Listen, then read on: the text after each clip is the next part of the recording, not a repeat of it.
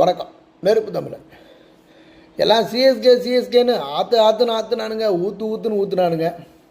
என்னமோ ஒரு சிக்ஸு நம்ம தோனி அடிச்சு விட்டாருன்னா ஐயோ உலகத்தில் என்னமோ இவர் மட்டும் தான் சிக்ஸ் அடித்த மாதிரியும் வந்தார். 3 பந்தில் அடித்தார், 3 பந்தில் 20 ரன் அடித்தார், 4 பந்தில் 20 ரன் அடித்தார்னு இவனுங்க கொடுக்குற பில்டப்பும் தாங்கும். ஸ்ட்ரோக் வச்சுட்டாரு தெரியுமா? இப்படி ஒரு ஸ்ட்ரோக் எவனுமே உலகத்தில் வச்சது இல்லைங்கிறான்.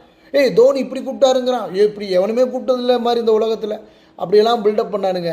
கடைசியில் நமக்கு தெரிஞ்சது எல்ஜி அப்படின்னு சொன்னால் பெருங்காய டப்பா. கடைசியில் காலியாக போன பெருங்காய டப்பா மாதிரி வச்சு செய்யின்னு செஞ்சுட்டு போயிட்டான் லக்னோக்காரன். ரொம்ப உண்மையிலேயே பெரிய மகிழ்ச்சி.